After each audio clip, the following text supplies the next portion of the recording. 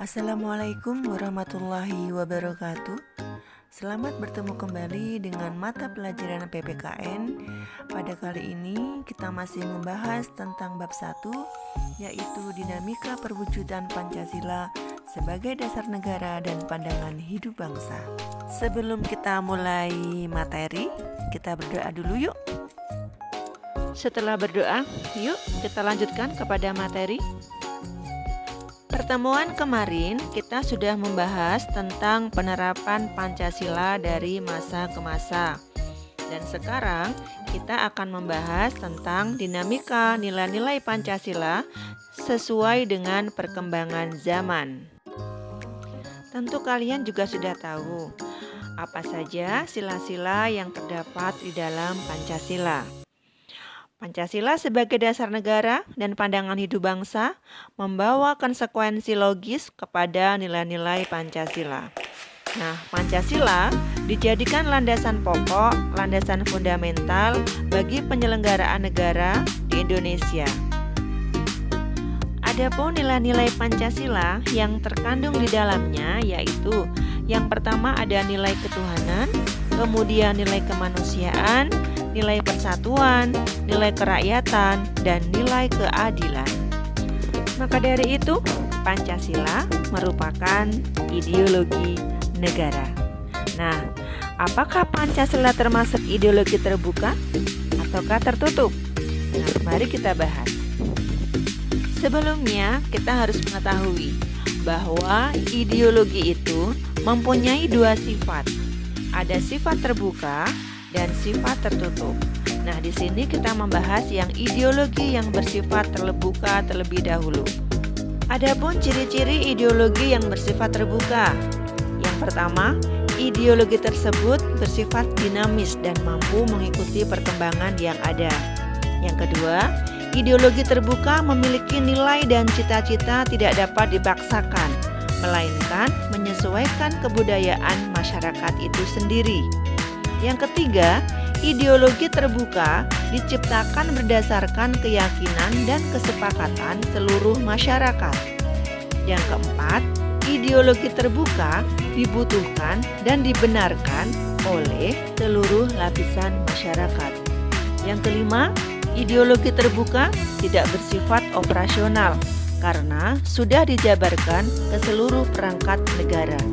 Yang keenam, ideologi terbuka dimiliki oleh seluruh lapisan masyarakat. Kemudian, bagaimana dengan ideologi tertutup? Adapun ciri dari ideologi tertutup adalah yang pertama, bersifat kaku dan menyesuaikan dengan nilai-nilai ideologi yang ada. Yang kedua, bersifat memaksa ke segala aspek kehidupan masyarakat. Yang ketiga, diciptakan berdasarkan dari pemikiran dan keinginan dari negara atau penguasanya.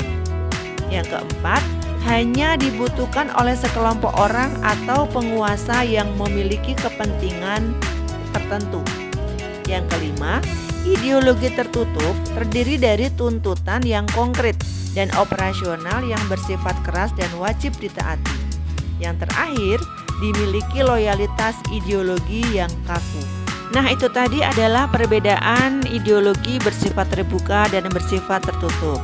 Dari penjelasan tadi, sudah terbukti bahwa Pancasila merupakan ideologi yang bersifat terbuka. Kenapa? Karena Pancasila dapat menyesuaikan diri dengan perkembangan zaman. Dan nilai-nilai Pancasila juga dapat diterapkan dari masa ke masa. Dan Pancasila juga merupakan kepribadian dari bangsa Indonesia. Kemudian, bagaimana kedudukan Pancasila sebagai ideologi terbuka? Pancasila bersifat aktual, dinamis, antisipatif, serta senantiasa mampu menyesuaikan diri dengan perkembangan zaman, ilmu pengetahuan, teknologi, serta dinamika perkembangan aspirasi. Keterbukaan ideologi Pancasila yang harus diperhatikan diantaranya adalah 1. Stabilitas nasional yang dinamis. 2. Larangan memasukkan pemikiran yang mengandung ideologi Marxisme, Leninisme maupun komunis. 3. mencegah berkembangnya paham liberal. 4. Larangan terhadap pandangan ekstrim yang menggelisahkan masyarakat. Dan yang kelima adalah penciptaan norma yang harus melalui kesepakatan.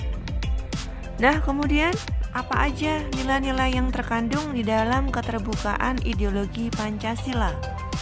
Yang pertama adalah ada nilai dasar, yaitu hakikat kelima dari sila Pancasila.